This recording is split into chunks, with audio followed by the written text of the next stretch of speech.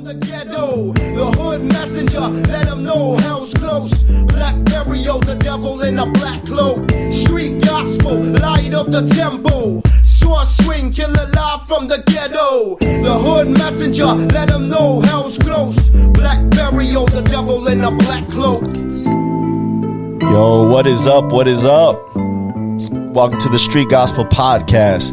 I'm your host, Dave One, and this is episode number 5. We just want to say that we're very appreciative of all the listeners out there, everybody that viewed on YouTube. I think the last episode with Los, we had 1,000 views on YouTube, and I think we're pretty close to about 500 plays on the podcast platforms, which is excellent for us. I mean, that is outstanding. So we just want to thank you guys for checking us out, but we got to get down to the business now. I want to introduce this guy, so I'm going to play a little bit of music for him. I met this guy a few years back through jiu-jitsu. We started training. I could probably say I didn't really like training with him at first. He was a little snobby sometimes. And once we got to know each other, he became a great training partner, very helpful. But I invited him here today because he's a 20-year vet of a police department. And with everything going on, I thought it was very important. He's a father. He's a husband. He likes birds. I forgot what it's called, but he likes birds. He likes nice cars. He likes to go out on the river, which I'm always jealous of because he's out on the river in his boat having fun, and I always wish I can be out there. But I want to give it up today for my buddy, police officer Alex. What's up, my brother? How you doing? Thanks for having me. Hey, thanks for coming out, man. We appreciate you, man. Sure, anytime. How you doing today? Not too bad. Yeah? You had court today, right? Right. What does that consist of when you got to go to court? Court, it's just it's a legal battle that drags on forever and ever and ever and ever. But today, the suspect decided to plead guilty, so I didn't have to testify, which is always a good, Okay. They admit their guilt, and they know they're wrong, and they see the evidence amounting, and Right. the witnesses and everybody else video that was really helpful in this case. And he decided, you know what, I'm not going to fight it. Guilty. I'll take what's coming. Sometimes it's just better, right? Which is correct. Sometimes if you fight it, it just makes it worse, Makes it worse. right? That normally it would have given you a deal. Say, Yeah. well, if you plead, then this is what you get. If you Right. don't, we have to go to trial. Then these are the terms. Sometimes it's double the time, or et cetera, et cetera, et cetera. Right. Do you go to court a lot? Recently I have not. Right. Most cases have been pled out before they go to trial. Okay. So do you got to get all dressed up in your uniform, do all the whole show? The option is either you go in suit and tie or in uniform. Okay. And it pretty much lasts all day. Is it a few days, or is it just like you give your testimony and you're out? Well, the preliminary hearings are only half a day, perhaps. Okay. But if you go to jury trial, it could be a few days. Wow. Okay. So I invited you, Alex, and I appreciate you coming out. I know a lot of police officers, good guys, and it's been very hard for me because I know people from the street. Some of them are reasonable, and I'll break that down a little bit more. Some of them are unreasonable, and then I know police officers. The unreasonable people are in the matter of defunding the police, and we'll get a little bit more into that. I got some street people that I know that they know that you guys are out to get them as far as they're committing crimes, and your job is to catch them. Their job is to get away. But if they get caught, they're like, yeah, you got us. Shake my hand. We're good. Done. Right. Done deal, right? And most OGs will say that. Our job is to get away. Their job is to catch us. And your guys' job is, like I said, to catch them. I think the biggest thing going on right now is just a lot of hate towards police no matter what, right? I think the biggest thing is people hating the police in any circumstance. I mean, when I was a kid growing up, my family was from the street. There was the old days of, there was police brutality. There was things that were kind of shady. But my parents always taught us to respect the police. What do you think is going on where the respect has gone from not just the criminals disliking the police, but even regular everyday people, city officials that are supposed to always have your back? What's the main cause there? What's the main rub that's just sending this into a decline? First of all, I'd like to say that everything I'll say in this podcast is my opinion. Yes. It's not the opinion of my department, if you know me. Right. And or the opinion of the city that I work for. Got it. So with that said, it's hard to say, pinpoint exactly what it is that caused all this revolt towards law enforcement. I mean, here's the thing. No matter who you are, where you live, what you look like, what ethnicity, what language you speak, if you call 911 and you ask for an officer and you have a problem, we show up. We don't ask you any of those questions. We just show up and we deal with it as the circumstances unfold, or everything is very fluid. What caused, I'm not really sure I can pinpoint it. I mean, I think it has to do with our new culture, with our new, culture, the new. I don't know how to explain it, but I think the younger culture, the younger is not able to receive correction, not able to receive any sort of guidance. I mean, I had my friend Mike in here, and he's a teacher, and we were talking about fatherless homes, or the voice, right? You have a son. I have a son, Camo. They're used to hearing our voice, right? Get up, boy. I was used to hearing my dad. Did you have a dad in the home? Mm-hmm. So you were used to hearing that voice. You kind of know, men know that voice. So when we go to jobs or when there's some sort of authority, I think we kind of hear our dad's voice a little bit, right? I mean, and they teach us, hey, be respectful. We know that. I think the kids today are missing that voice. It's very possible, and one of the statistics that I've read is that a lot of homes without a father are basically the birth of a lot of criminal activity. If let's say the kids, they say dad's in jail, there's only mom, and mom's working, so the kids now have a run of the house and do what they want whenever they want, and I think that could be a problem. I mean, it's a study. I can't give you the specifics on it, but I've read on this. And two-parent homes is not a guarantee that the kid's going to be perfect or go to college or not be a criminal, but the odds are better in a two-parent home. Correct. And that's not to knock the great moms out there or anything like that, because I think single moms hear that and think, well, I'm a great mother. But there's something about having a father or two parents in the home that kind of curbs that a little bit. Right, the father figure. And and you're right, there's a lot of mothers out there that they've done both jobs, right? The father and the mother, but you still need the male figure, right, to kind of guide you, lead you, and showed you the way. Not that moms couldn't, and not that moms can't, but it's different. I think the odds are better. I mean, if you grow up with a father, you're a female, you have a father figure, he's going to kind of show you the man you need to find. If you're a son in a home and you have that father figure, he's going to impart in you hard work, respect, what it is to be a man. It's very hard for a mother to show a boy how to be a man. And it doesn't necessarily have to be the father. It could be a great uncle. It could be a great church member, a role model, grandfather. Man, that's happened before. But I think, like you said, the culture begins to raise up. It's hard. Entitlement. And it's like, since when? I've noticed that even the work ethic isn't the same. If you're younger generation, they call them millennials. They're not happy with something's going on at work. They'll just walk out. Versus, I would have said, okay, well, let me continue to work until I get my education. Let me continue to work till I find something better. Find something else, yeah.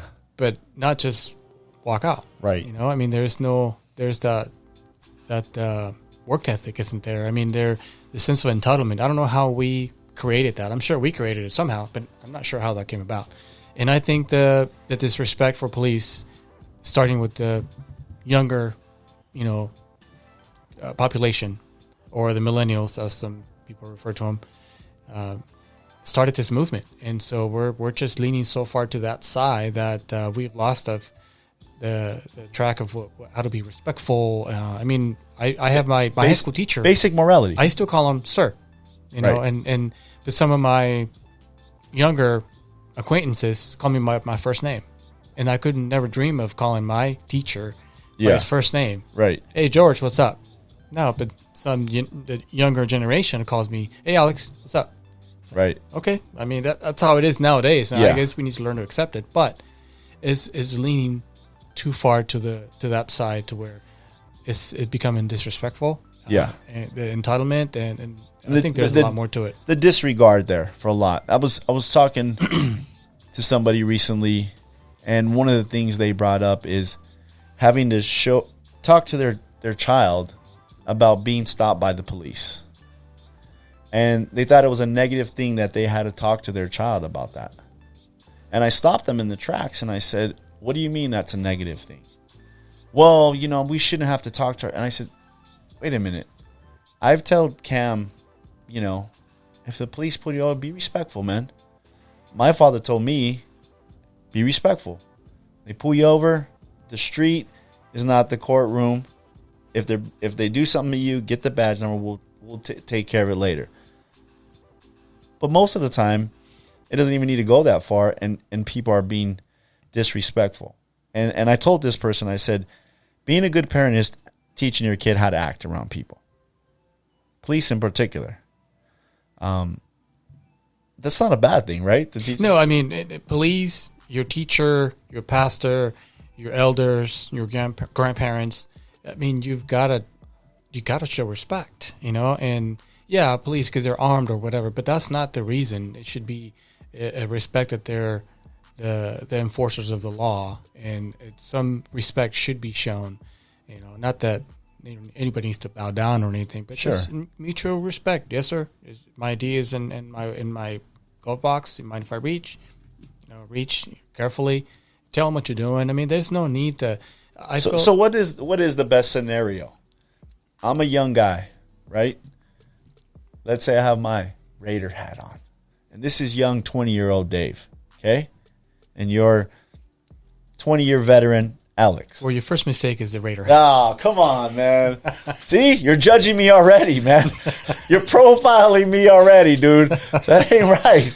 That ain't right. Okay, let's pretend I'm going to be a softy little sissy and I'm going to wear a 49er hat. How about that? Okay, I have a Raider hat on. I am a college student. I'm coming from school, night school. Maybe I'm going a little fast, right? You swoop up on me because why? Because I'm speeding, right? Correct. Not because of your hat. Okay, good. Not because of my hat, because I'm speeding. And I have my seatbelt on. Because I believe those small little things like that make a big difference, right? Right. I mean, if I'm rolling down the street, you see me without the seatbelt, that's I'm breaking the law. Correct. Okay. I'm speeding, not super fast. I'm late. I want to get home. You pull me over. First thing you're thinking. So in the academy, we're taught to obviously safety, how you park the car, see if you can see any other occupants in the car, approach tactfully, and there's a 8-step and a 5-step. I'm not going to go into all that, but essentially saying, hey, my name is so-and-so. I'm with this police department. The reason why I stopped you is this. And at that time, we paused to give you a chance to say whatever you're going to say. Oh, I didn't realize, or my bad, or sorry, I'm late, or I got to go to the bathroom. Otherwise, I'm not going to make it. Right. Anything, right? That's your chance to say something. And then at that time, we will say, okay, may I see your, whatever registration, license, and insurance. Young Dave, Raider hat, 10 and 2. Mm-hmm. Okay, hands are at 10 and 2. I tell you, hey, I just came from school. I'm running a little bit late. I was supposed to meet my mom, and I'm sorry. What are you thinking? At that time, I'm thinking, but there's no. I have a heart, and I don't know that there. Depending on how fast you were going, the area you were driving, if it's crowded with people, it's Thursday night and people's out and about in the street market, and there's pedestrians everywhere, and you're excessively speeding, I might have to probably write you a cite. But if it's no big deal, there's nobody around, you just happen to be a few miles over the speed limit, I don't really care. Okay. And most cops really don't care. Really don't care. We rather catch a bigger fish. Okay. Does it make sense? Yeah. So I'd rather catch a DUI driver. I'd rather catch... Because if you have me pulled over for any amount of time, somebody else is... potentially doing something else that is worse. Extreme. Okay. Let's go back a little bit. When you approach the car, what are you, and I'm saying this in a way of, I know some people will take this wrong. I mean, you're approaching it with anything could happen, right? Anything could happen. That's the right way, right? Correct. I mean, me and you trained. The thing is somebody's walking up to me in my face. I'm expecting anything can happen. This guy could just cold cock me. So I'm giving space. I'm doing whatever we have to do to keep that space. You're thinking the same thing, right? Right. And there's no such thing as a routine traffic stop because anything can happen. I mean, I'm sure you watched YouTube and the news recently. I watch cops. Forever. Officers go to the window, and next thing you know, there's a rifle or a gun pointed at your face, and either you move quickly or you're going to get shot. And if you get shot, you better return fire, and it's on and on. We're talking seconds, right? We're talking milliseconds, right? So young Dave reaches over, grabs his registration, insurance, license, hands it over to you. You go back to... Correct. So I go back, make sure you're not a, mass murderer, wanted person. Make sure that your registration and your insurance are both valid and your license is valid. If it all checks, I got better things to do. Cool. Dave, have a good night. Drive safe. Now, if I was rude, you walk up to the car and I right off the bat, maybe I'm having a bad day. Not necessarily a bad guy, but I'm having a bad day. What'd you stop me for? What are you thinking? I'll still go through the same process because all of us, we all have bad days. And I don't want to make it worse by, okay, well, who are you talking to? Are you're talking to me, right? I'm the law. You're supposed to respect me and all that. Right. I don't think that. Stay level-headed. I continue to go through my process, through my 8 steps to get what I need from you and get an answer. Sometimes would you tell me during that chance that I gave you to say something, oh, I didn't realize, or yeah, I'm going to see my girlfriend, I'm late, or whatever it is that you say, I may write that down on a ticket book, on my citation, if I do give you one. Right. So that's my proof that this is what you said. So when I go to court and you say, no, I didn't do that, or I didn't say that, it's documented already. So I try not to play to the emotions because that's what I'm supposed to do. My peace cannot be disturbed as an officer. That's a good point, man.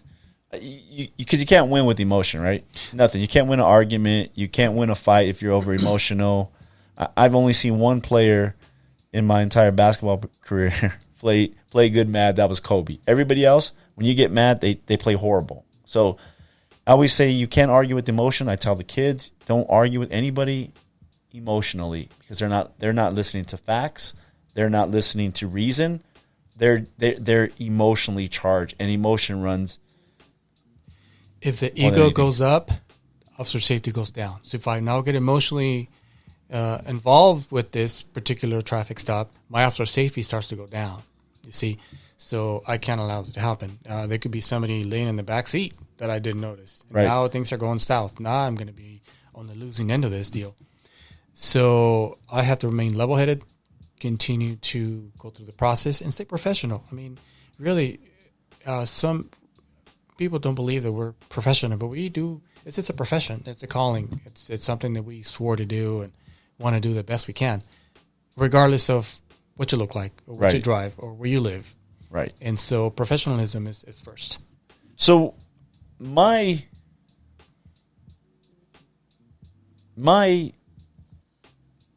outcome is based on my actions. Are my words? Maybe a little bit of both. Both? Maybe a little bit of both. I'm still. I mean, obviously, even police have bad days. I'm sure, and times are rough. But it still sounds from what you're telling me, it's based on my actions and my words. It could be, but a good percentage. I mean, not 100%, but a good percentage of that. And like I said earlier, depending on the actual situation, every single traffic stop is different. If this is a isolated street, it's maybe an industrial area where there's nobody, there's no cars, there's no pedestrians, there's no any danger of any kind. Even if you had an attitude, I would still probably make sure you're okay, license, registration, insurance, everything is valid, good to go, and provided you're not don't have any warrants, you'll probably be on your way. It's still dangerous for you though. In that area. I mean, if it's an isolated area, I mean, most likely somebody would try something in an isolated area more than they would in a busy street. So I guess what I'm trying to say is that just because you have a bad attitude, that doesn't mean you're going to get a citation. But it helps to be a good person. It helps to be polite, professional. Like anything, polite. right? Just like anything, right? Just like anything. I mean, if I go to a restaurant and I'm mad because they didn't bring me the right food, and I start yelling at the waitress. I mean, what?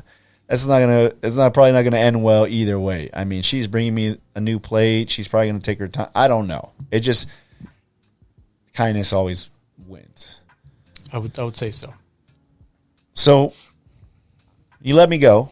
Let's give another scenario, and I'll start off an easy scenario. And I'm saying scenarios because I want people to understand what you're thinking and how they need to think and act. You walk up to the car, you smell weed. Okay? I know everybody's going to freak out. It's just weed. Well, we know what the deal is, right? What's your take then? Because it's been legalized per California, not the federal government, we still have to do an investigation. There's a certain amount that you can possess that's legally to carry, legally to have, but over a certain amount, it's not. Now, you can't be distributing, selling, or carrying more than a certain amount. Then I have the right to do an investigation. Now I have probable cause to continue to investigate. I may have stopped you for a traffic infraction, but now I'm investigating a possible health and safety code violation, which is where marijuana falls into. So now I got the ability to start digging further. Now I have to run your record, see if you have any other cases for sales. Maybe you've been arrested for this before. Maybe your license is suspended. Maybe you have a warrant for your arrest. And at one point or another, I can ask you to come out of the car and ask for a voluntary search of the car. If you refuse, we get the dog. And if the dog hits, and we get in the car anyway. So it's best. Cooperation is best, especially when you're caught. You're caught. Again, you're caught. Good job. You caught me. I was the idiot. And most of the time these days, it's just a citation, just a ticket. All right, appear in court. Because I've seen on like Cops or these shows, the guy overreacts, runs. I was afraid. And he's like, you're afraid of a couple ounces? It went from what easily could have been a ticket, like you said, to now you're evading and taking off, resisting arrest. Resisting arrest, correct. So okay, so that's one of the things I wanted to ask you. Now, where does it go south? If you pull me over, I jump out of my car right away and start walking to your car? That's bad. That's bad, right? That's bad because I don't know if you're armed. I don't know you. I've never met you. I haven't had a chance to run your record to see if you possess any guns. So when we do a traffic stop, we give the license plate to the dispatcher. Dispatcher immediately starts to run the plate. See if it's stolen, see if it's current, see if it's valid, see if it's local, and then the driver. Right away, if I don't give it to them, they automatically start doing the driver, the RO, the registrar of the car. And so if she finds anything fishy, any flags, then she'll tell us, hey, just be careful, subject's known for this, this, and this, or he's got a warrant. And if it's this person that's driving, potentially he's armed. And so now I have everything a little heightened. My senses go way up. And if I'm alone, I need to wait for backup. And if I'm in an area where there's nobody, like an industrial area, well, then even worse. So now I'm going to stay back, wait, and approach with caution. Now we have two. Obviously, one of us on the blind side, one on the driver's side, and we'll go from there. But all our sentences are heightened. So now we have to really pay attention to what we're doing. And we can't get emotionally involved. Like I said, if your ego goes up, your safety goes down. Right. So you're just trying to think clearly, trying to keep your senses up. But if I jump out and I start just walking fast to the front of your car. At that time, I have to make a decision. I need to see, are you armed? Are you potentially armed? Are you violent? How close are you to my car? And then I make a decision of what tool I'm going to use to stop you from coming so close to me. And we're talking seconds, right? We're talking milliseconds. So you're already, he's getting out. What does he have in his hand? What am I going to do? Almost all simultaneously. Correct. Wow. So it's a lot to process. Really, it's a lot to process, especially without training. And you have to look at their hands, how close they are, what your background is. Do they look like they're going to be aggressive? Is it just confused? Is the person intoxicated? Is the person under the influence of something? So at that point, I mean, the media people use this word de-escalating. At that point, you really can't de-escalate, correct? Correct. There's no time. There's no time to de-escalate, right? No time. What do they mean when they say de-escalate? What is an ideal situation of de-escalating? Let's say suicidal subject. Okay. He is in his car, and he's threatened to go drive against a wall, kill himself. If we have time, and time allows, and we always try to make time, and time is on our side, so we take our time. Say, hey, listen, man, it's not worth it. We want to talk to you. We can offer you some help. We can get your mom out here to talk to you. Right. And just basically trying to get him to come down from that state of mind they're in. That's some kind of de-escalation. A couple arguing in the street. Separate the parties. Say, hey, calm down. Talk to you. Right. And usually you don't say calm down, because when you tell anyone to calm down, especially my wife, she goes off. Yeah. You know what I mean? I have one of those, bro. You don't say calm down. Chill out. Let's talk about it. Just let me talk to you. Let me talk to you real quick. Hey, love. Let me see. Yeah. This is what I'm hearing. This is Right. what you're, and you have to hear them. Right. And let them go from A to Z. And at one point you go back and say, all right, let me understand I'm hearing you correctly. You said this, Sure. this, and this. Now it's called the hook technique. Now I'm like, okay, I'm grabbing the pieces that you said. Showing them that you're understanding what they're saying. That I heard, now Right. that I understand. And these are the key components of that conversation you just had with me. But that's ideal de-escalation. So when Ideal. people see these subjects in the news and they're running at a police officer with a knife, or they're fighting with the police, de-escalation is long gone. There's no room for de-escalation at that point. Right. If you're running towards me with a knife or with the gun or simply unarmed, that's fine. There's no room. There's no chance. There's no space to talk. There's nothing. That's done. So that's a false narrative then. That is correct. When they use, he should have de-escalated that. I was thinking about that. There's no time, and how in, where is it at? They try to start their own little community. No cops, Portland, right? So Yeah. they were talking about they were gonna police their own. Society's gonna police their own. So society can't police their own. They know that, right? So we need somebody to police that. There's just no way of de-escalating those matters, trying to stop those matters. It just goes. I'll give you a better scenario. Pennsylvania. I think it's Rochester, Pennsylvania. Officers get called to a domestic violence Lancaster with guy. a sister. Lancaster? Right. Lancaster, yeah. Police go to the home where the sister says, hey, my brother's getting out of control. Well, he goes, knocks on the door. And Okay, so hold on. So the sister, this is like the Blake situation, right? Where his ex baby mama calls the police. The sister calls the police. Now, to me, if your own family's calling the police on you, it's probably bad, right? Has to be. It has to Look be at those bad, two right? last scenarios that we're talking about. Exact same thing. That's the Somebody first thing. called. That's the first thing that I looked at. I was thinking in my head, who called the police? It wasn't the neighbor that called the police. It wasn't Family somebody. members. It was a family member that called the Both police. of these incidents that we're talking about. That's critical. That's a critical fact that we don't hear about. It just slides by. But I was thinking, if the family member's calling on you, it's all bad because they can't de-escalate you. It's already bad. That's your mother. That's your girlfriend. That's your sister.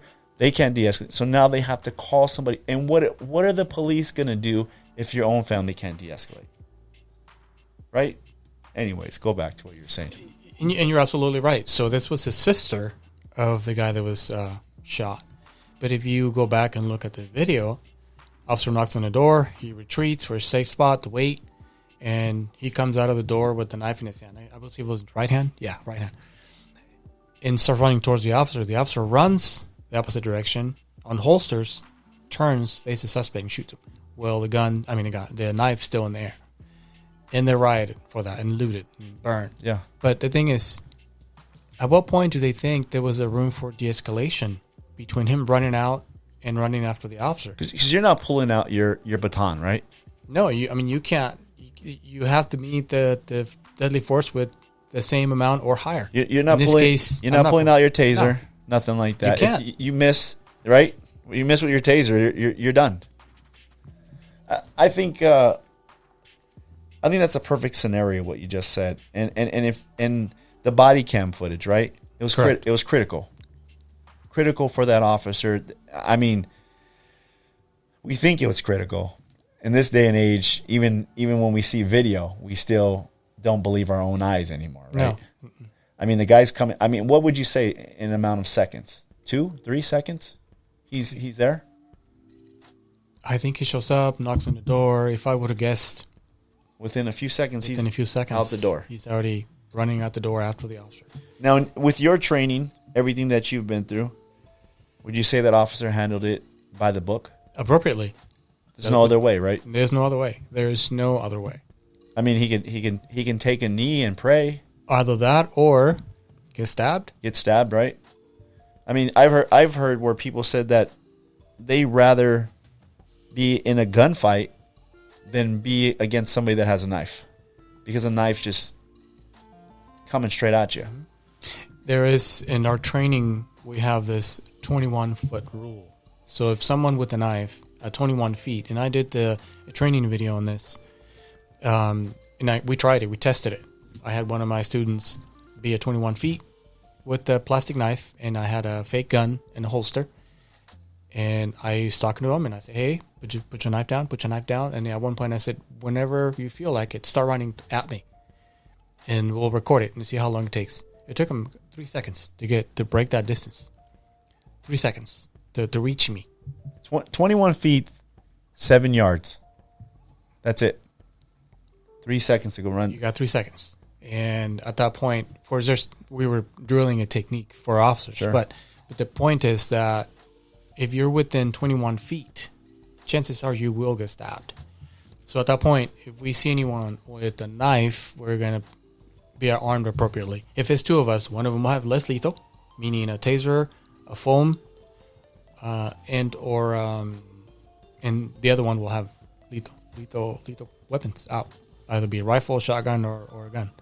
And you have to make that decision within seconds, right? You have to. What are you going to pull out? I mean, what am I going to do? We'll have 2 options in case he stops halfway, and there's no need to shoot him, right? If we can predict that. I mean, it's hard to say. When you're already full speed running. If he drops it. Or if he drops it or decides to turn, maybe we can use less lethal. But at that point, he's already committed. Chances are he's going to continue.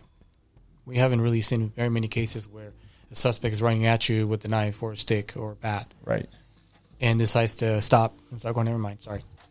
Chances are he's committed. He's done. He's going. He's coming. I mean, you have to be a little bit out of your mind to go after a police officer with taser, mace, gun, baton, I'm sure some body armor with the knife. You have to be a little bit crazy, right? There's something have to be wrong, or you're on drugs, or you're in a rage. In your experience, is that typically all of the above, really? Maybe all at the same time, right? Right. I mean, right now with the Props 67 and 57 made the possession of drugs a misdemeanor. Before you would go to the county jail for a few grams of methamphetamine or a few grams of heroin, things like that. Now it's just a citation. And now because I want to say it's more accepted, there's a lot more use of it. And they're like, oh, it's just a ticket, no big deal. It seems like especially our state government is lessening the amount for crimes. And everyone's out of jail. Nobody stays in jail anymore. Yeah, everybody gets out. Before, because of those props, and now because of COVID, so nobody's in jail. So you got the car thieves, you got the drug addicts, you got the burglars, you got the rapists. Right. Everybody's out. I mean, they kind of lied to the public when they said there was going to be these guys that have these minor charges, first-time offenders, non-violent, and then you start reading the paper and seeing who they're releasing. They're releasing child molesters. They're releasing violent criminals. Mm-hmm. If you're releasing a guy that's been busted for drugs and he has multiple things, he's probably going to get to a point where he'll do anything for drugs, right? They're repeat offenders. Right. It just doesn't stop. They'll tell you, oh, I'm going to stop, or I'm going to try to quit. Or it doesn't happen. Unfortunately for them, it doesn't happen. You know, once an addict, always an addict. And we see those same people getting arrested over and over. And I've watched cops in these shows, and the police know them. Yeah, they know them by name. I know them by name. I know their date of birth, and right. I don't even know my own brother's date of birth. But I know their date of birth and full name of a lot of these repeat offenders, because that's what we deal with on a regular basis. But they don't stay inside; they keep coming out, and that's why your rear window's busted, and your guitar's missing, your luggage is missing, your radio's missing. Somebody's gone through your center console and taken all your change, and so forth and so on. And I think people think like it's your fault. You know, you're arresting them, you're putting them in jail. It's your fault. All the police are doing is just doing their job, enforcing the law. That's it. That's it. If you had a quiet night, isn't that kind of what you want every night? I don't have to pull over nobody. I'm not arresting nobody. I went to work, put my shift in, came home. That's it. You know what? Unfortunately, that's the attitude of a lot of officers these days because of the climate towards law enforcement. They're like, if I don't do anything, if I don't have to stop anyone, and if I have to fight with anyone, if I don't have to shoot anyone, then I won't be on the news tonight and tomorrow morning, and I keep my job. And I can only imagine that's happening more and more, right? It is happening more and more. I saw in New York a report from New York that I'm sure it's happening in every department, where officers are saying they want to retire, they want to resign, they don't want to do their job. Where some have reported that I'm going to go hide in this parking lot somewhere and ignore everything that's going on. That guy walking in the middle of the street that looks crazy, I don't want to deal with him because of everything that's going on. Exactly. How dangerous is that for the general public? That you guys have to, or not you in particular, but that officers are thinking like that now. I mean, if I'm a 20-year vet, 25-year vet, I'm looking at the river every day, right? Retirement. I'm looking at moving to another state. I'm looking at, I put in all these years. I don't want to get into that beef with somebody. And that's exactly what's happening. You don't want to lose your retirement. You don't want to lose your job. All because of one altercation. And then it gets twisted by the media. My question has been, why does the media, social media, and any kind of media, not just say, hey, suspect shot by the police when the suspect attacked the officer with a knife? Suspect, officer, that's it. But no, they have to make it white officer shoots a black suspect. Right. Unarmed. You know, but and like you said earlier, if that fuels the fire, right? Get spliced. You know, they take everything out of context. Right. And there's no, you want to show a video, show the whole thing. Show how the officer tried to de-escalate. Show how the officer talked to the suspect, try to get him to comply, to cooperate, to get in the car. George Floyd. Hey, come on, that's get in the car. That's a great point of what you're saying, is that somebody told me, on the police shooting right away, this racism has to stop. And I said, how do you know anything about that cop? Is he a white cop? Well, he looked white. What's his last name? It was like an Italian last name, right? You know, oh, it was a black guy. Okay. But this racism has to stop. I told this person, I was like, how do you know the heart of that officer? There's a ton of other things that it could be. Bad training. He got nervous. He could have made a legit mistake. And maybe he was racist. I don't know. We don't know. But you brought up the George Floyd thing. I think it was bad, and we'll get to that. But there was something about that, watching that whole video, the 8-minute long video. And I'm not going to say it changed my mind, but it gave some, I don't know if that's a word, but it gave some human elements to the story instead of just the thing where we saw that one guy. And we'll get to him. But if you saw the longer version, there was a lot going on before that. And I felt that Asian cop, there was another cop that was there. A lot of those guys were being kind to George. I felt that the one part which was bad, and we'll get to that, but there was some human element before that I felt that was like, okay, this is maybe not about racism. This might be about a dumb act from a cop. What's your take on that? You know what? I've worked in this police department for 20 years, and I was a volunteer with LAPD for 6 years. Not once, not ever have I seen any of the officers act in a racist manner, I guess. Is that correct to say? Towards anyone, regardless of the color of your skin, where you came from. Because you're brown, right? I'm brown. Okay. I just want to make sure. And most of the department is people of color nowadays, especially in the SoCal area, right? LAPD. There's a lot of Latino people, black officers, Asian officers, people of color. For some reason, people think that every officer's white. You're not white. Correct? Correct. So you've never seen none of But I've never seen it. I've never experienced it. Never. And people will say you're lying. I'm sure they could, but where's the proof? That doesn't mean these are not dangerous people, correct? Correct. If I'm 6'8" and I'm going up to you, is any jiu-jitsu, taekwondo, going to take me down if I'm 6'8", 340, 350? Probably not. So when they say unarmed, it still doesn't mean that person's not dangerous. He can have fists as big as lunch pails. Correct. And so your only option is what? Yeah, there was an officer. In fact, I still see the pictures on my mind female officer, petite, small, got attacked by a suspect and beat the living Jesus out of her, for lack of a better term.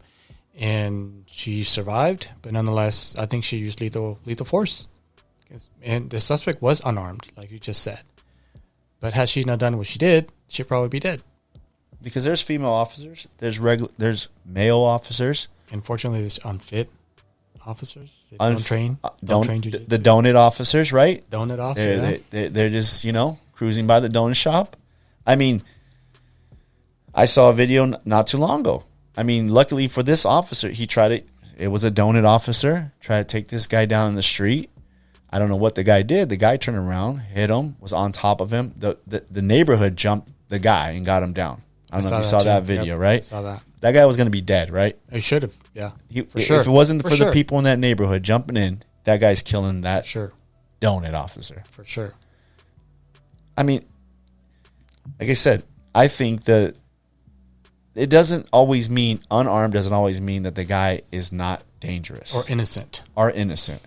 If he's pounding, if he's an ex-fighter, a boxer, and he hits you one time and you see stars, there's only one thing you can do, right? One thing. You got to defend yourself. And the state of California gives us the ability to use the necessary force to overcome resistance and to arrest a fleeing felon. In the video we're talking about now, there are several things that went wrong. Number one, officer's out of shape. Number two, he's acting alone in a neighborhood that's tactically unsafe. And now he's risked the the chance of getting knocked out. Now his gun's taken away, his car's taken away. In his car, there's probably other guns, assault rifles, other equipment, not to mention his computer. All kinds of things could have gone wrong. So he should have been better tactically trained, if you will. But yeah, that was that. If the neighborhood didn't intervene, I'm sure he would have ended up dead. Now, going back to the George Floyd incident, that kind of threw fuel in the fire for everybody and got this whole thing started. Correct. Not looking at the video before, we mentioned that it was some human decency there. There's no denying the 8-9 minutes everybody's seen with the guy on his back. What was wrong with that what was wrong with that action? Not the video. Nothing wrong with the video, but what was wrong with the action of that officer? A couple things come to mind. I'm not sure people will agree with what I'm going to say, but based on my background of training officers, teaching self-defense, doing jiu-jitsu with you. Because that's what you do, right? Correct. You train officers, you teach them these things. I'm a taser instructor. I was a karate instructor. That's gone away. And Talk about that. Jiu-jitsu. I've done jiu-jitsu for 10 years with Javi. But so if you just look at the video or those 8 minutes, it looks bad. It's terrible. No one in law enforcement agrees that that's acceptable. That's what I said. I don't think anybody other than the idiot racist somewhere in his basement, right, was digging that. I thought for sure that was going to be something that kind of pulled us together a little bit and said, okay, this is wrong. We can all agree on this. There's just no doubt. That's it. No doubt that was wrong. Okay. Looking at the entirety of the video, the officers did give him multiple commands several times. It seems to me like as evidence comes out, perhaps he had consumed a drug that caused him to be in excited delirium, which is a technical term, but I don't think they tested for that. But anyway, that's nor here nor there. The fact that what we saw, and based on just the 8 minutes, no one in my department or anyone that I know that's in law enforcement agreed. That looked bad. Now, if we widened the lens, they were cordial. Say, hey, you're not just by the car. Right. And then his behavior, his attitude. He was almost in the back of the police car. Almost. Had he gotten it back there and they closed the door, it would have been a done deal. We probably wouldn't be seeing a lot of what we're seeing right now. Right. Tactically, I don't know that putting one knee on someone's one side of the carotid is going to have an effect because the other one's still open. And if he's talking, he's clearly able to breathe. And I'm only speaking in the matter of jiu-jitsu practice and being a certified karate instructor. Now, there's also evidence that these officers were trained in this manner to control combative and suspects or subjects under excited delirium. So they were trained to put their weight on them on a prone position and wait until medical aid arrived. Okay. And so with all these things, it's still wrong what he did, what happened. I mean, I don't... What would you have done different? Same scenario. Provided that he did not want to get in the car, I would have called additional officers. We probably but then again, depending on the crime. I mean, why are we doing all this if it's just a forgery? Does the business owner, do they want prosecution? That's a good point. I mean, it goes back to, is it worth it, all that? Well, can I show you a quick story? Yeah. So, big box store where I work. I mean, huge company. It's everywhere. Huge. Anyway, in the mall. It's strip mall. Okay. And we get a call. Hey, we got a guy in here. You won't even play the race card. Let's just say big guy. He's 260 tall. He's got a cart full of merchandise, and we think he's going to walk out.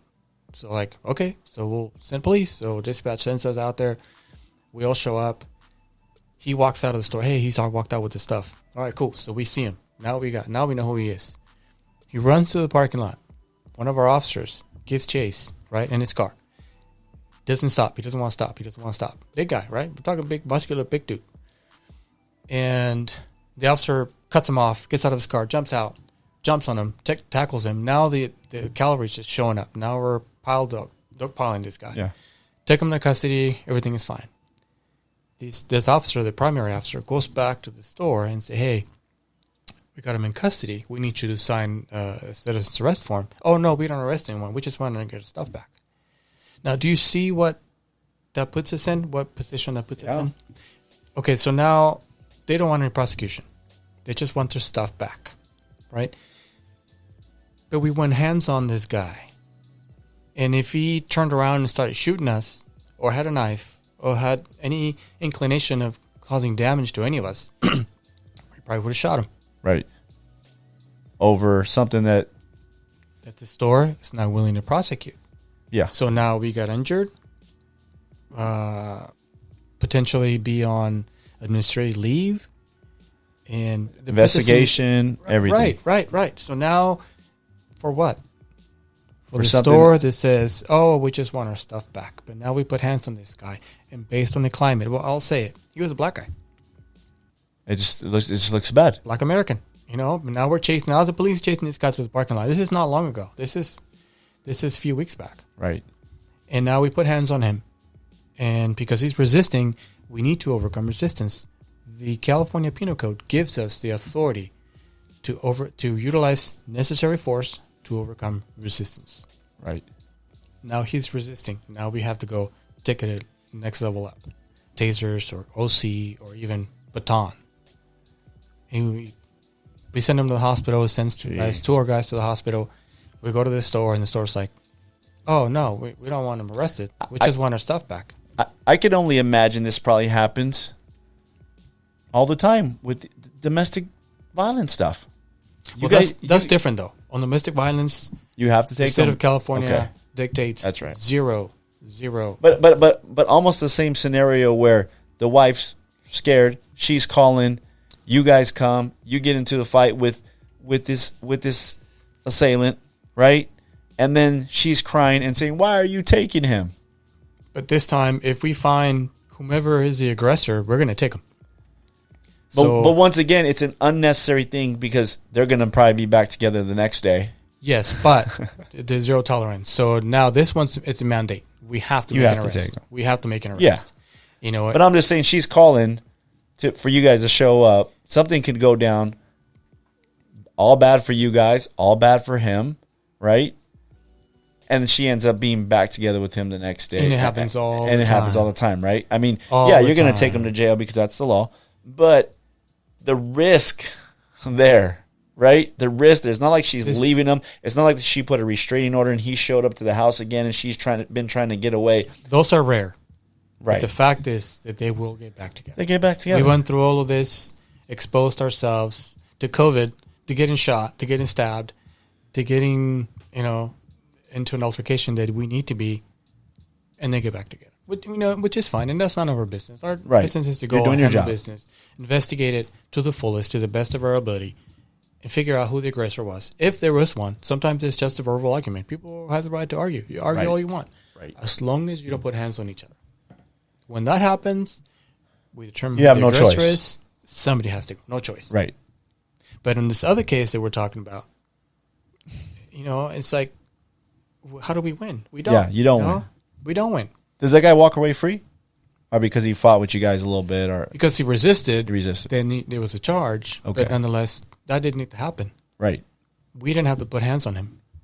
He didn't have to go to jail. But also, he's also committed a crime.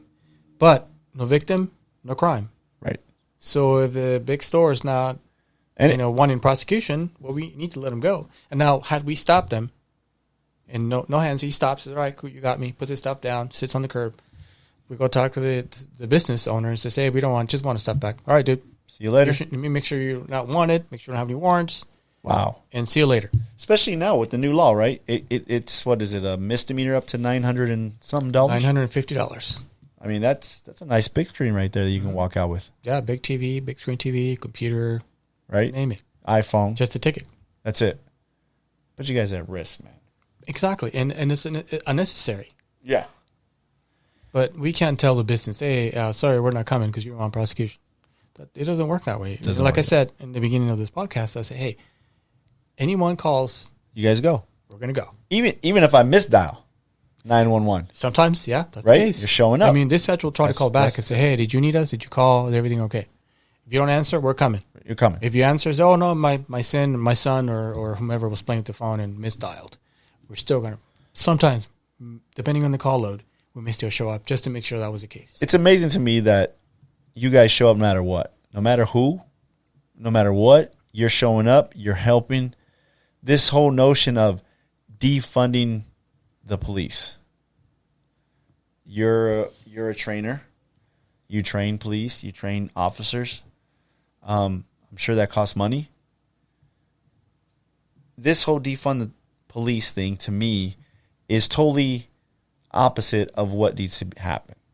I agree. I think every thing we want to get better. If I want a school to get better, I don't get less teachers. If I want, my job site to run more efficiently, we're hiring more guys. We need to. Everything needs more money to be better. Why does the public? Why do government officials say, let's defund the police? How is that going to make the matter better? Well, I'll tell you what, it's not going to make things safer. It's not going to be safer. And like you said, if you want a better school to run, better and your students to learn more, you're going to get more teachers. If you're on your job site to be smoother, maybe finish a little bit earlier than you wanted to, you're going to hire more guys. The objective and the directive is the same. However, I'm not sure how they think that no police is going to be better for anyone. And I'm sure you've seen the spike on gun sales and ammo sales in California. Right. Because people are thinking, if they do defund the police, we're going to have to defend ourselves. Might as well be armed. Let's go arm ourselves. There is no guns. So somebody like me, I'm not saying I have guns. I'm not saying I'm the greatest fighter. I can hold my own. I'll defend my home. Defunding the police only hurts the most vulnerable, right? The ones that need it the most. When I think about defunding the police, the first thing that comes to my mind is my mom living by herself, taking care of my 86-year-old grandfather. That's not doing good, right? Mm-hmm. Her only option, she's a little gangster. She might have a gat somewhere in the house. You know what I mean?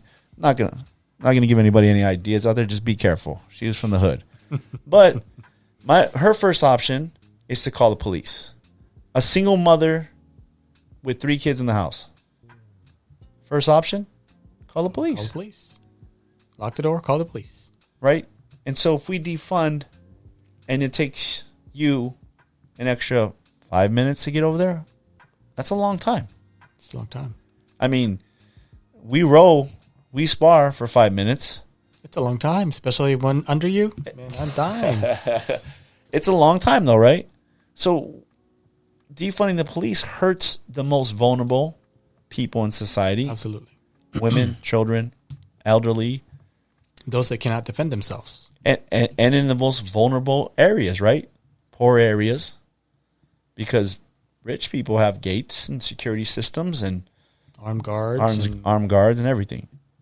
It just seems like it goes backwards when they talk like that. I have one friend of mine at work. He's a felon. 2-time felon. Changed his life around. Did his time, came out, became a plumber. Great plumber. Great employee. I mean, when people say they can't change their life around after prison, I'm just like, well, you're not going to be the president. You know what I mean? You're not going to be the CEO of some Fortune 500 company, but there is a job for you. It might not be the ideal job that you love, but there is a second chance if you really want it, especially here in America. If you really want it, right? Absolutely. Right? So I was talking to him, and he brought up a scenario where he said, who do you think I'm going to call? 2-time felon, right? He said, if somebody's coming into my house, you think I have to defend my family. I'm going to hurt this guy. If I kill this guy, what's going to happen to me? I don't know. My first call is to the police to come and handle it. Let them handle it. Because if I have to stab this guy or find a gun somewhere and shoot this guy or beat the heck out of this guy, I'm already 2-time felon. I'm going to be in trouble. I mean, that was to me, that was an eye-opener. Because I was just thinking the most vulnerable. But a guy that's trying to live his life right now, 2-striker, and has to make a split decision on, do I beat the hell out of this guy? And at that point, this guy's trying to hurt my family. I might choke this guy out for good. I thought that was a great scenario that he told me. Yeah, I mean, it is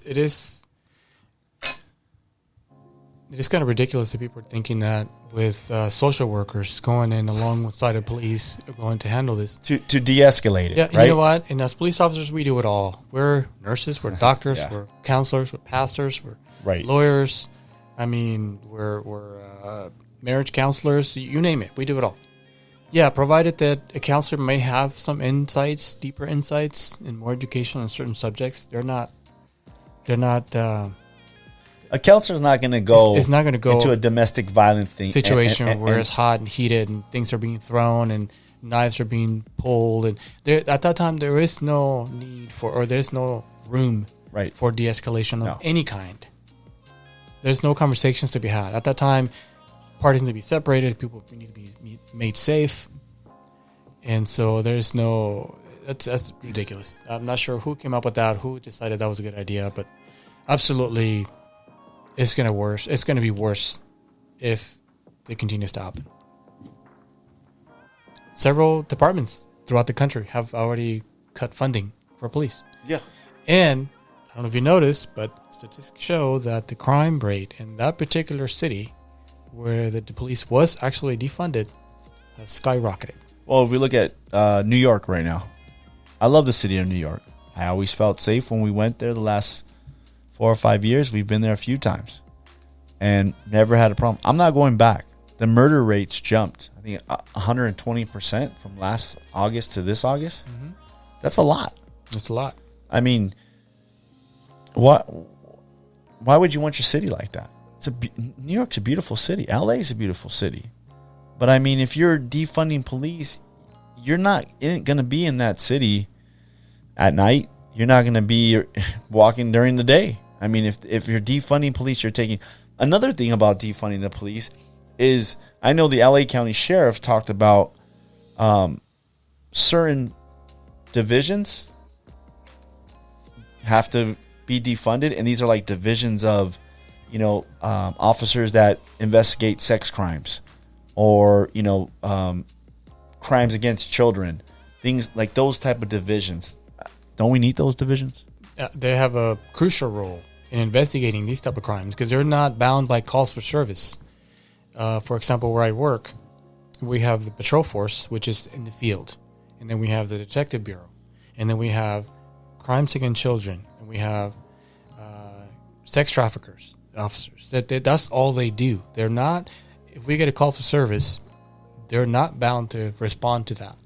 They have a different. Their job is investigation. Now, if they're taken out of that and put in the patrol, nobody's going to investigate any of these things. Or if their job's eliminated. If it's eliminated, then no one's going to investigate that. And once again, who's the most vulnerable being hurt by that? Now, all the people that are being sex trafficked, children, kids, missing kids. Yeah. Again, like what you said, all the ones that need it the most are not going to be protected, are not going to be investigated. You just saw recently that task force recovered 30 kids. Yeah. If it wasn't for that task force, then these kids would have never been recovered. Do we understand what that is? That's a whole classroom, a California classroom. 30 kids being found in some, metal container somewhere or wherever they were at. They defund those positions and they take them out of what they do best. Then those kids would have never been found. So criminals, bad people, licking their chops. Yeah, they're like, they're like, hey, let's keep, there's no police here to do this. We're just going to keep doing this. And now it's even worse. Mm-hmm. There's a saying right now, switching gears a little bit. I'm not anti-police. I'm anti-brutality. And I say that because it's a little subjective, right? Absolutely. When it's like anything, right? If it's subjective, but you have to know the details of what's going on, right? The entirety of the... You got to know the entire details. You got to know what's allowed. You got to know what's within the law, who the person is. It's bigger than just anti-brutality. I think a lot of people see something, that cop just punched that dude in the face. Or that cop can't do it anymore, applied a choke on that guy. It's subjective, right? Because what can be brutality in the layman's eyes is not brutality. Could be within the law, correct. Within the law, correct? Right. So the officer has the right to apply any necessary force to overcome resistance, especially when you place somebody under arrest and they're like, oh, no, I'm not going. Well, now you have to take whatever means necessary. In the eyes of the untrained public, or I don't know, I want to call anybody ignorant, but the ignorant... They just don't know. Populace doesn't know that is the right an officer has to take. Now, all of these situations, I'll say 90%, the situations that we've seen recently in our country could have been avoided, have the person being investigated, I won't even call him a suspect, person being investigated or arrested, just complied.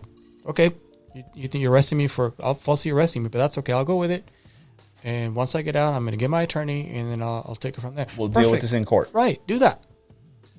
But if you instead want to resist and fight, and now, we have, as officers, the right to effect the arrest. And that's what we're going to do, because that's what we get paid to do. Not necessarily because, oh, well, you're defying me. Well, now I'll teach you a lesson. No, that's not really that way. It's just because that's what the penal code, in California at least, calls for us to do.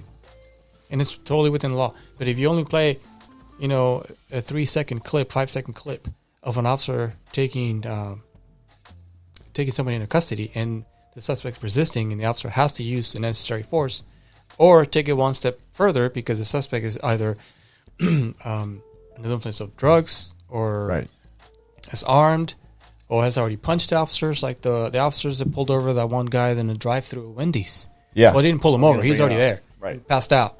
They go pull him out, do DUI. Okay, yeah, he's deuced. Let's take him. They go to arrest him. Now he's into a fight with him. And now he takes one of his tasers. Okay, the bigger part of that is he punched. He's fighting them. He punched one of the officers. And correct? Took one of the tasers. Takes one of the tasers. Runs. They chase him. Correct. He turns back to fire the taser. And Fired it, right? Yeah, he fired it. Yeah, you can see it in the video. Explode. Okay. People say, you hear this all the time. What's the main thing they said? Why didn't you taser him? Or why didn't you let him go? Or why didn't you shoot him in the leg? Oh, you got to stop the threat. Right. Not the person. You don't shoot any. You stop the threat. You never say shoot him in the head to kill him. No, you say you stop the threat. Because he's not only a threat to those officers, right? He could be a threat to anybody else. He's running in the opposite direction. He goes on the Wendy's. He takes one of the people that are on a drive-through, take their car. Now you gotta, Okay, let's say he takes their car, jacks them. Jacks them up, takes their car. Now he crashes into somebody else. Crashes into a lady walking her kids. And then crashes into another car that's just happened to be going by with the family. So now he's hurt or possibly killed 3 other people when it could have been stopped. Correct. I don't think nobody sees that far ahead. The guy's asleep in the drive-thru. He's fighting with the police. He punched the police. We all know that, you shouldn't punch the police. He took the taser, fired the taser. Yeah. Assaulting an officer, it's a crime. I'm not sure anybody knew that, but assaulting a police officer, it's a crime. Right. Simple. So he already committed a crime. And then he punched him, and then took the taser. Now he's got to... See, here's the thing, though. The narrative says a taser is a non-lethal weapon. But some of the politicians say, oh, no, a taser is a lethal weapon. So they're playing it however they see it fit for themselves. And you know what? A lot of things happening, too, I think, have to do with politics right now. Right. But you hear that. You'll hear politicians say, "Oh, a taser is non-lethal." Some politicians will say, "No, a taser is lethal." But in this case, when the officers fired it, when the suspect fired it, it was non-lethal. Right. But when the officers shoot it, it's a non-lethal. Right. You see what I'm saying? Yeah. So why the discrepancy? It's a non-lethal weapon. Do you think, how big of a role do you think politics is playing? I think it's huge. Right. I think every 4 years during the election time. I remember in 2016 it was a little bad. It was a little the Kaepernick thing. The Dallas police officers got shot. A lot of the it was a big deal, and it seemed like it's just been going down. Why are what's funny about this? And there's I won't even say his name, but there's a guy running now that created a bill that put a lot of people in jail. Mm-hmm. His VP is known to withhold evidence, put a lot of people in jail. Those two people are now running on the point of let them out of jail. We're not for the police. The thin blue line, we're not about that stuff. And I tell people, do you just see that? I'm not telling you who to vote for. Mm-hmm. You can vote for whoever you want to. But if that's your argument, do you know? I talked to a guy the other day. I was like, look, man, I don't know about that dude. He created the crime bill that separated families. We talked about fathers in the home. Mm-hmm. Where's those fathers at? Oh, they're in jail because of this crime bill. And maybe they deserve to go to jail for some of their crimes, but they were not there for an extended stay, right? Here's his VP that was known to keep evidence away and prosecute people and throw the book at them. Now they're running on this thing of, hey, we need to free these criminals. Go ahead and riot. Go ahead and cause mayhem in the street. How come people don't see that? Like, how come you're not aware of they'll say anything to be in power? I'm sure there's a ton of people on both sides of, red and blue, but they're running. They ran on before law and order, and now they're running on chaos and mayhem. It's just incredible to me how people don't see the whole picture, the entire picture, and everything behind it, and do something. Nobody does any legwork on figuring things out and how true they are, how legitimate they are. Our data, numbers, right? Yeah. I mean, if you're savvy with social media, I'm sure you're savvy looking stuff up. Go to the FBI website, and a lot of statistics are, clearly pointed out and categorized, so you can find them as easy as possible. I don't know why people choose to go to one side. I mean, is it they want lawlessness? They want their cities to burn down? Do they want to be afraid of this mobs? Because I honestly believe that most of America wants a couple things. They want to be left alone. Less government in their life is always better. I tell people that all the time. They say, no, I want more government. Really? Go to the DMV on Friday, and you'll get a little taste of that, right? They want some safety. Huge, right? Especially when you have kids. A lot of these people are causing mayhem in the street have no kids. They probably don't have no job. They're just out there acting crazy. And people want to earn a living and provide for their family. That's it. I mean, I think the majority of America could say that's all I want. Be left alone. And to say the chaos and the mayhem in the streets and the defunding the police and letting criminals out early, I mean, I don't know, man. I mean, why would anybody want to be a cop, bro? You know what? We were just talking about that in the agency that I work for. It's like we are dealing with budget issues, and I say we, but really the city. And now they're threatening with taking a percentage of our salaries away because of COVID. They're claiming that COVID has something to do with it. And I think it's more than that.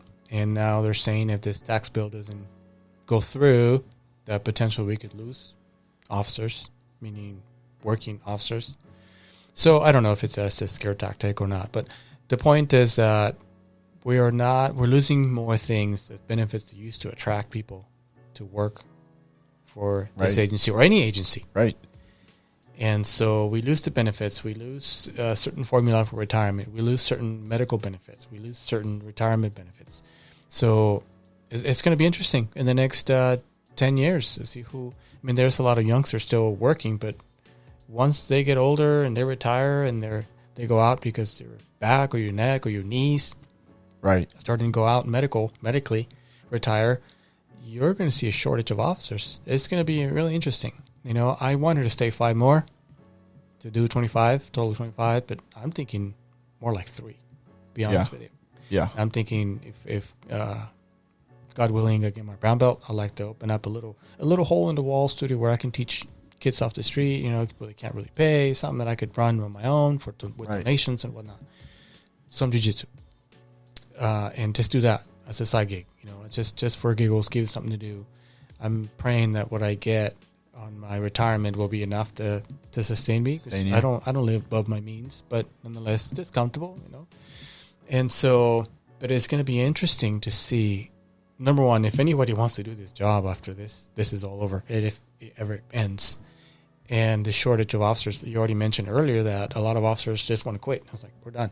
In fact, I was watching Fox News, and they were scrolling the names of chiefs of police from just leaving, just like, hey, I'm out. Because they already have enough time. If you're a chief, you already have enough time, huh? Well, but the problem is that if you don't get backing from the government, right, and from the city, and city council, city mayor, yeah, and they're just, you know, running amok with your officers and doing what they want and doing illegal stuff, like the officers that had been fired the next day on shootings, that's not how really supposed to happen. Right. You get put on administrative leave, and then you're investigated. Right. If they find that you violated policy and you violated people's civil rights, then yes, that is grounds for termination. You don't fire an officer the next day or that day. The mayor doesn't come into your office as the chief of police and say, hey, I need you to fire this guy. You don't do that. That's not how it works, at least not in California. The minute that happens in California, I'm out. Yeah. But at least in California, you have the Bill of Rights. Because you have no backing. No backing. You're out there by yourself. I guess what I'm saying is the chiefs of police and a lot of officers are retiring because they have no backing from the city. I wouldn't say from the chief, because the chiefs are like, hey, I can't deal with this. You know, you're mistreating my officers. You're violating their rights and so forth and so on. Then I'm out.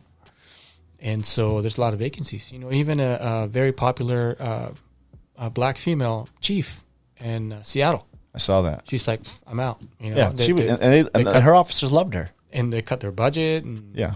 And so, but anyway, so I'm going a rabbit hole I don't want to go down into. What do police need, man? I mean, there's people out there going to say, hey, you didn't ask them this question. And the question of, you've been in the department for a long time. Obviously, there is some flaws in the department. There's flaws everywhere. Everywhere. You know, if you can't measure something, you can't improve upon it, right? Correct. So if you're measuring the police force, what changes, if you can make them, would you like to see? What do they need? So first I'll say, let me tell you that most officers that are working wanted to do this job. Officers like myself, we love what we do. With that said, what I think is needed is definitely funding for more training. What type of training?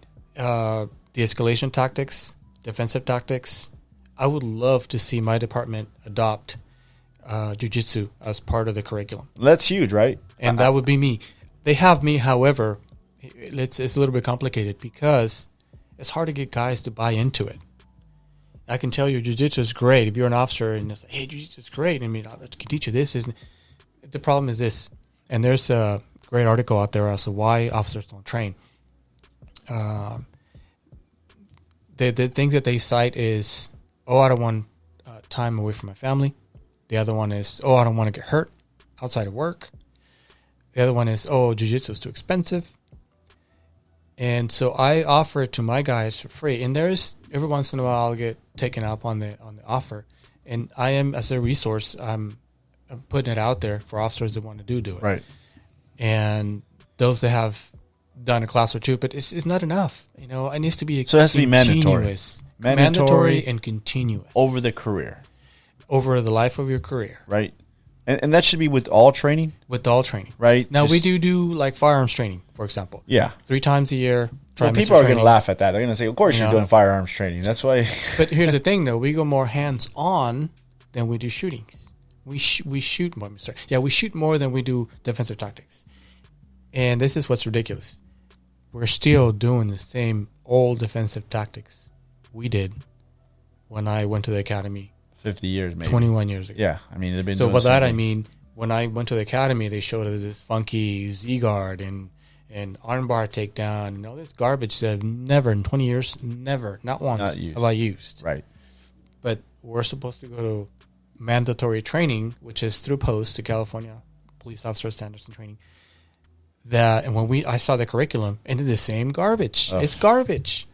And that's what I'm talking about. We need to do away with that. And unfortunately, the dynamics of in-house training is different because we're going to another facility, another agency. Yeah, another agency who provides this training for us.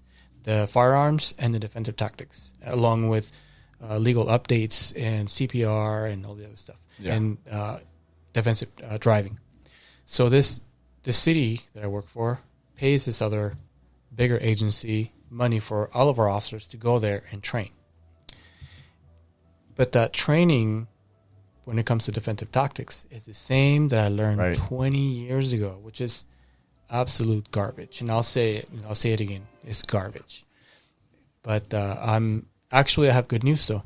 I spoke with the commander of patrol where I work, and she agreed to participate in a 4-hour class that I have a curriculum for, which is combatives. You know, I don't know if I mentioned to you, but I've been to GST 1 and 2, and of course 10 years of jiu-jitsu. So tell people what that is. So GST is Gracie Survival Tactics, and it's Gracie combatives, blue belt combatives, made to work for law enforcement, meaning there is a way to hold people down, a way to take people down, either a single or double, and handcuffing techniques. And all of these things could be done without throwing a single punch. Right. Without throwing a single punch. I mean, I've seen some of your videos.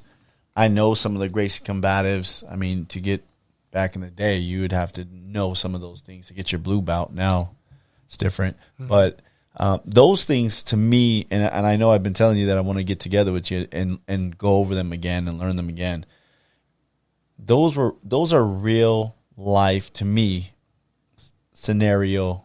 They're practical techniques. Application. Yeah. Yes, I mean that we could use these on a daily basis, but yet nobody's willing to take the time. I think I'm the only one. No, I think there's another officer who trains jiu-jitsu. We just started. He's been wanting to do it forever. He just started because one of his older sons wants to do it, so he's doing it. Great. So now there's 2 of us in a small department of under 100 that is training. Only 2. Right. With less than 100 officers. And it's so it's a shame. Defensive training, jiu-jitsu would help with a lot of scenarios. Correct. When people talk about brutality or excessive force, jiu-jitsu would, I believe it, I know it works, would calm that right away. Correct. Training throughout their career, as far as scenarios of de-escalation, that's another training, right? That's something they need to have, constantly have. One thing I wanted to ask, I'm glad I remembered it. In our community, Latino community, right? It's kind of taboo to be a cop, right? Hey, you're a cop. He's a cop, right? It's a joke. But I tell people, we put it down, but don't we need more people that grew up in the neighborhood, that understand the culture, that understand the interaction? Don't we need more of those people? We need diversity. And I think where I work, I think pretty much we have... Because that helps, right? A good group. Because that helps. If I know let's say the nearby city or this city, that city. I grew up over here. I know this particular neighborhood. Doesn't that help in the interaction? Unless I grew up in Thousand Oaks and now I'm trying to go to this inner city and try to relate to. Yeah, no. We have an officer that works for my agency who grew up in that neighborhood. And I like to say that it's not the greatest neighborhood. And if he's listening, you know I'm not lying. But he can relate to a lot of the people. They know him. Right. He's been there 20 and they trust years. him, right? They trust him. And every time I stop somebody or deal with someone or interact with the public in that area, it's like, hey, is Officer so-and-so working? He says, yeah, actually he was, or he is, or he's coming on tonight, or he just left this morning, or whatever the case may be. But yes, that helps because now they can identify. A lot of the times we request an officer. Not that it's always possible, but if you're familiar with an officer, you dealt with him, you feel comfortable with, sometimes we try to accommodate. So, you know what? Let me get Officer so-and-so to come out and see if help us out. And usually that helps, break the barriers. Can't always be done, but it's doable. And we've done it, to where we have an officer that has built a rapport with certain members of the community, certain race, certain ethnicity. It works out. We have an officer that speaks Farsi. Well, we don't have a big community of Farsi-speaking people in our community, but when we have an issue, we call him because they feel comfortable speaking their native tongue with him. Yeah. And we have some Vietnamese officers and so forth and so on. But we're not very diverse, but we're diverse enough to handle what we need to handle at that time. But being diverse helps. Helps. A lot. Helps. Because a lot of people, especially if they're from somewhere else and have a different culture, they can identify. They can relate. And, of course, the officers understand the culture. So they can... You go to an Asian home, you take your shoes off. Right. Obviously for defensive tactics. For officer safety, we don't. But they require you, they ask you to, or sometimes expect you to. But obviously we're not going to remove our boots while we're going into a domestic. Because I think that's huge. But it's huge because now if you're there for a different reason, sure, take off my shoes, leave them at the door. Right. Same with some Middle Eastern families do the same. Some families from different countries will offer you food, and it's disrespectful if you don't take it. Yeah. They ask you to sit down, and it's disrespectful if you don't do that. So you have to know the intricacies of every culture going into this job. And you get a lot of that training in the academy. And a lot of it, of course, you learn it throughout your experience. Do you think that training has to be continuous, though? Because the community changes over time, and we forget. Does that happen throughout your agency over time? I think it should continue diversity training, and keep things fresh in your mind about how things are, or maybe the demographics in your city have changed. Maybe a lot of certain population has moved out and a different one has moved in. And training is continuous, just like in jiu-jitsu. You sit, you rust. Yeah. I'm getting pretty old, but I'm still trying, and I'm going to do it until the wheels fall off. Yeah. If that's the case. Got to keep moving. But for me, in particular, it helps me with obviously staying in shape. And this could save my life one day. Yeah, save your life. And so I don't want to look like a donut guy. If you look like a donut guy showing up at a call, and then they're not going to be, you don't get any respect. You don't get no respect. Versus if you look sharp, you're articulate, you're clean, your uniform's clean, your boots are shiny. But going back to your question, that's... How do we bridge the gap from community to policing? I think we have to have more conversations. Right. Because right now it's just, stars, basketball players. I mean, it's just, I don't agree with their tactics in this, because I think if they bridge the gap a little bit, if all these kids are looking up to them and they say, hey, officers, we want you to meet with them and talk to them. How can we interact? If we pull you over, this is what we need you to do. How are you feeling when we pull you over? What are you thinking, so we can understand, right? That's a good conversation to have. But here's the thing, though. Now all these athletes, super athletes, they get millions of dollars, so we're definitely not oppressed, are saying, oh, well, the police are... Now all the young kids, this generation that looks up to them, they're like, oh, well, I guess the police must be bad, because if my hero is saying it, it must be true. Right. But what is not the case? And I don't want to toot my own horn, but I'll tell you that I've been doing community policing for years. Yeah, I've known this for a long time. And so I've been teaching inner city kids self-defense martial arts. It initially started as Taekwondo only, but over the years has evolved to mostly jiu-jitsu school. So it's a martial arts school. I do a little combination of both. Kids have to earn everything. They need to answer yes sir, no sir. I give them a curriculum. So you learn the curriculum, you show proficiency, and you get your next belt. There's no money exchanged. Like in This is all in your own time. This is all my own time, and or if I'm on duty, I'm allowed to leave my police duties to go and handle this. And Right. I spend 2 hours with the kids. Right. And I have a lot of success stories. Well, And again, why don't we see that stuff? what do you mean? Like, we don't see that in the news. No, we don't. Exactly. We don't see the officer that spends time. I remember an officer I knew from the Boyle Heights area. They had a boxing club. They taught boxing forever at that club. Mm-hmm. You know, I've known you 6-7 years now, and I've known you've taken your time out to teach kids Taekwondo and jiu-jitsu.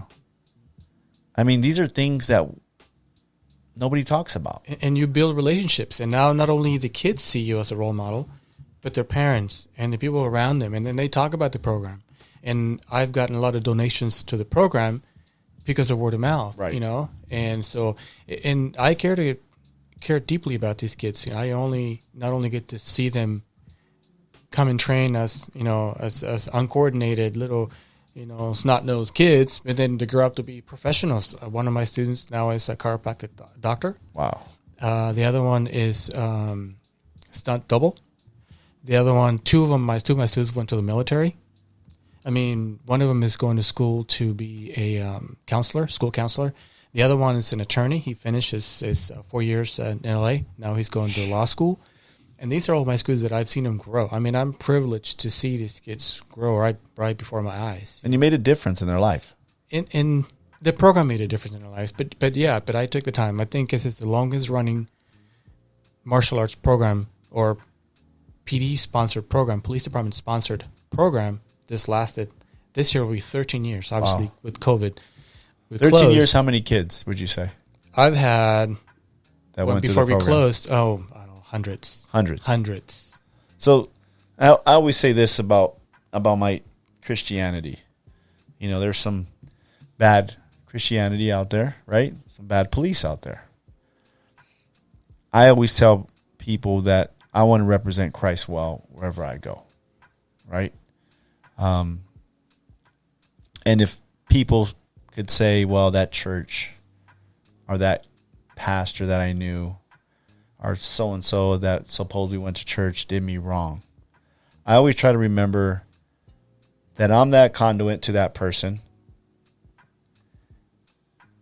and my representation of Christ to them, they can always say, well, but I do remember Dave, and he's a Christian, and he treated me well, or he's really cool, man. I not all Christians are like that. And I kind of think about with you, what you do, you know, we talk, me, Eric, I have a friend named Aaron, all police officers. And I tell people, I know these situations, some of them might look bad. I know some officers might be bad. You know, we think about Rampart and Training Day and all these worst case scenarios, right? But I know some cops that do the right thing. I know some cops that will look out for me, that will spend time with me on the match training, you know, that call or text me and say hello. So there is good representation of cops out there. You know, 9/11 was last week, and I've been to the memorial a few times, and I've seen the cops that have given their life, you know, firemen that have given their life. You guys risk your life every day for people that sometimes hate you. It's a very noble thing, man. And I think it's gotten lost in everything, you know. I know we can talk all night, and I'd love to have you back, but I think we covered a lot of things that I think a lot of people are interested in knowing, man. Good. I'm glad. I mean, we need to have these conversations with ourselves, with the public, police, the celebrities who are now making it political for some reason, and to shine a little bit of light Right. on what it really is that we do or don't do. You know, obviously everything is fluid, everything's changing, policies are changing, which is fine. You know, change is good. I can't say it's bad. But certain change is not for the good if you're thinking defunding police. But it's a conversation that we need to have. We got to have these hard conversations. We got to understand. I want to understand. You know, I call my friend Will, and he's a black guy.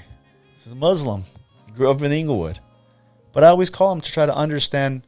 Hey, Will, what's going on? Can you help me understand? And I'm a person of color too. I'm brown. I think people forget that we're brown too. We're people of color. But I asked him, hey, Will, how's in the black American community? What should I be thinking right now? What are you thinking? And it's a conversation. We may not always agree all the time on everything, but I get a little better understanding. And people nowadays are really callous to have those conversations. Or too afraid to have the conversation. Too afraid. You know, I just talked to a friend of mine, and I know we've got to wrap it up, but in fact, last night or the night before, I reached out to a friend of mine.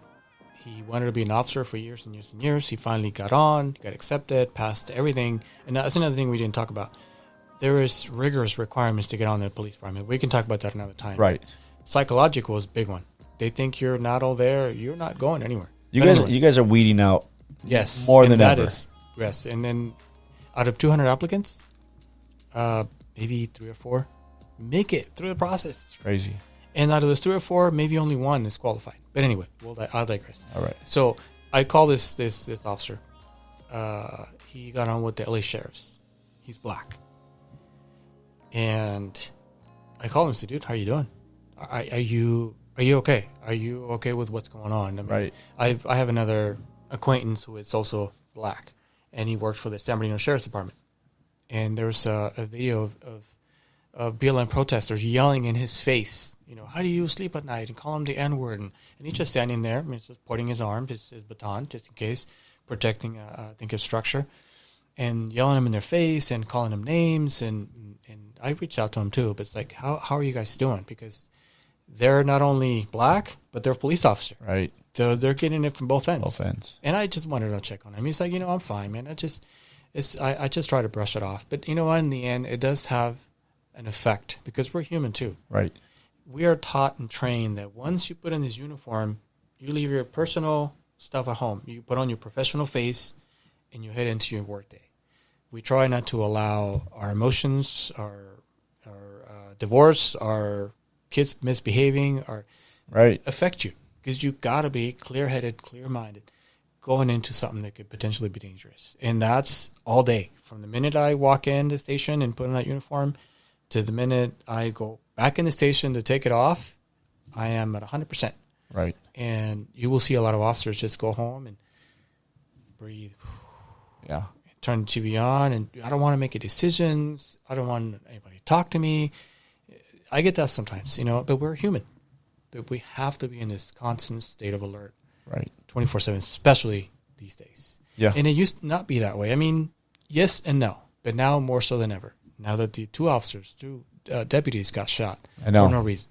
I know. So again, you know, we're on a constant, not a mood swing, but I don't know. It's just it's a lot. It's a lot to take. Yeah, it's a lot to take for the average. I don't think the average person understands how much that is. It's a lot of pressure, a lot of suicide with officers. You know, right. We just had Suicide Week awareness last week or 2 weeks ago, and so yeah, I mean, we just need a lot of prayer. I need a lot of conversations. Right. People need to understand that we're human. We are going to make mistakes. Who isn't? Right. You go to a mechanic and he changes guts your engine, and you told him you just wanted to change the brakes. Right. You know, I mean, the medical malpractice. I mean, too. It's the angel of death. It was a respiratory therapist was killing a bunch of people. Yeah. And that was on purpose. But nobody ever boycotted or protested or burnt or looted or right. anything because this guy was actually killing people. Right. But when part of your job is defending life and property and protecting those that cannot protect themselves, it's inherent. It's part of the job. It's gonna happen. You know, if you're a driver, if you drive for a living, you will get into a crash. Yeah. An accident. You know, It's part of the job. it's part of the job, and people need to understand that we're not out there looking for a certain group of people to pull them over, to stop them. No, nobody calls us. Nobody cares. The last scenarios we talked about. Right. Sister called, baby mama called. But we didn't show up just because we want to. If you have a party and we show up, our peace cannot be disturbed, meaning we can't just choose to, there's a loud party, let's go shut it down. We can't do that. We don't do that. That's not how it works. Right. Somebody called, complained, and because someone called, again, we're going to show up. That's usually what you guys say, too, when you guys show up. Somebody Somebody called say, hey, us. Somebody called. Otherwise, we wouldn't be here. Yeah. You know, and I always joke around this, and obviously I am joking, but say, if you want to run naked on the street, nobody calls, we don't care. Right. Nobody cares. Nobody cares.